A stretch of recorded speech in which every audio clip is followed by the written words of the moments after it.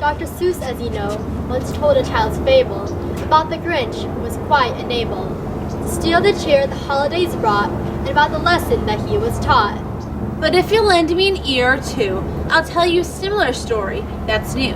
It's about a man who commits a crime but discovers the truth that is older than time.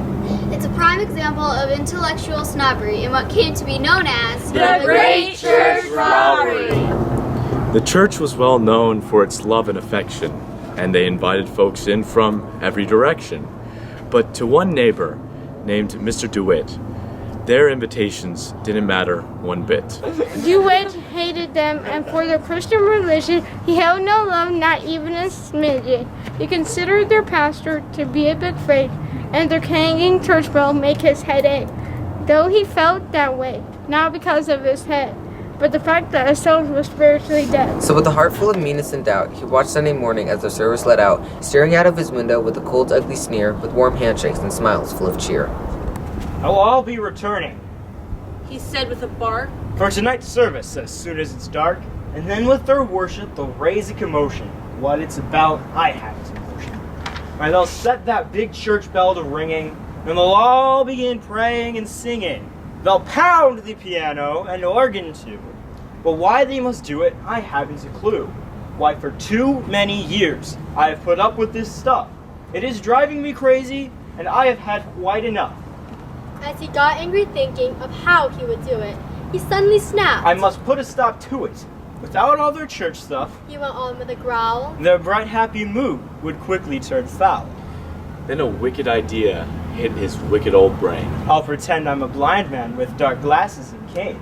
I'll steal all their things, and if anyone spies me in my clever getup, they won't recognize me. Yes, he felt quite proud and thought himself wise, so armed with a plan and a tricky disguise, he cranked up his pickup and took off with a lurch as he pulled it up to the back door of the church. Determined that his entering nothing would block, and he used a screwdriver to jam the lock. This is too easy. The fake blind man hissed as he marched inside, cane clenched in his fist. He lowered his glasses and peered all around to make sure that no one was there to be found. These speakers He said, are the first things I'll steal. as he loaded them onto the truck the old heel, and then he picked up and threw out the pads of the pews. Yes, he took every comfort, and the instruments too. Then he took the songbooks, all he could heft, and even the Bible was not above theft. When he had taken all he could rob, he was turning around to go when he heard a small sob. Grabbing his cane, he spun round with a whirl, and there stood by the altar a tiny girl. Who's there? He asked while tapping his cane. You see, I'm quite blind, and I don't know your name. My daddy's the pastor, and I'm Mary Sue. And with trembling voice she asked, Who are you? Just a friend. He lied. No need to fear.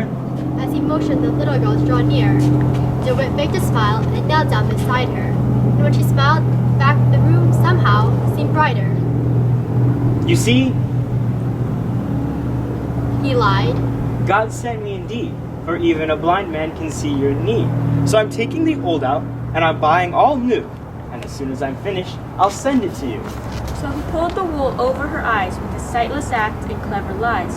Then he condescendingly patted her head, but he was taken aback at the next thing she said. Oh, kind sir, I wonder if I might pray that the Lord would give you your sight. And before he could answer or move out of the way, she laid her small hands on his brow to pray. Dear Jesus, I thank you for being so kind, and I ask you to touch this man who is blind.